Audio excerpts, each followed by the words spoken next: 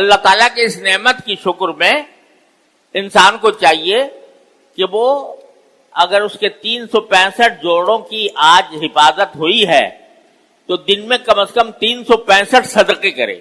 اب 365 صدقے کیسے کرے؟ اب ہر آدمی جو ہے وہ اس کے پاس اتنی گنجائش نہیں ہوتی کہ وہ صدقہ کرے، اور صدقے بھی 365. تو اللہ تعالیٰ نے یہ آسانی پیدا فرما دی، صدقے کو آسان بنا دیا، اور یہ فرمایا کہ تم جو دنیا کے جو کام کرتے ہو، دنیا میں زندہ رہنے کے جو کام کرتے ہو اور اپنے گھر والوں کے ساتھ جو رہتے ہو، تو اس میں جو کام بھی تم اللہ تبارک و تعالیٰ کی رضا کے لیے کرو گے یا جس سے کسی دوسرے کو فائدہ پہنچے گا، وہ تمہارے لیے صدقہ لکھ دیا جائے گا. یہاں تک کہ حدیث میں فرمایا کہ تم اگر اپنی بیوی کے منہ میں ایک لقمہ داخل کرتے ہو تو یہ بھی تمہارے لیے صدقہ ہے. راستے میں اگر کوئی گندی چیز پڑی ہوئی ہے یا تکلیف دہ چیز پڑی ہوئی ہو، تم اس کو ہٹا دیتے ہو، یہ بھی صدقہ ہے. تم کسی انسان سے خوش خلقی کے ساتھ، خندہ پیشانی کے ساتھ مل لیتے ہو، یہ بھی صدقہ ہے.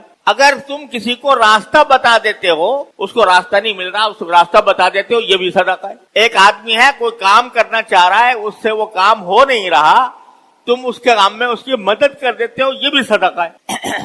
کوئی آدمی بوتل کھولنا چاہ رہا ہے اور اس سے کھل نہیں رہی، تم اس کی مدد کر کے اس کی بوتل کھول دیتے ہو، یہ بھی صدقہ ہے. غرض یہ کہ صدقے کی تفصیلات اور صدقے کی تعریف اور صدقے کی چیزیں اللہ تعالیٰ نے اتنی ساری کر دی ہیں کہ ان کو صدقہ کرنا آسان ہو گیا. پیسے خرچ کرنا ہی ضروری نہیں، پیسے خرچ کرنا بھی بے شک صدقہ ہے، اور آدمی کو چاہیے کہ ہر روز اگر تھوڑا بہت صدقہ کیا کرے، چاہے وہ 1 روپے کا کیوں نہ ہو، تو اس کی بھی بڑے فضائل ہیں. لیکن اللہ تبارک و تعالیٰ نے ہمیں ایسا دین دیا ہے کہ اس میں جو روز مرہ کے وہ کام جو ہم کرتے ہی ہیں یا وہ کام جو ہمیں کرنے چاہیے، اپنی دنیا درست کرنے کے لیے بھی کرنے چاہیے، ان کو بھی اللہ نے صدقہ قرار دے دیا. اور یہ تمہارے 365 جوڑوں کی حفاظت کے لیے جو اللہ تعالیٰ نے جو انتظام فرمایا ہے، اس کے شکر کے طور پر یہ سب کام تمہارے صدقہ ہے.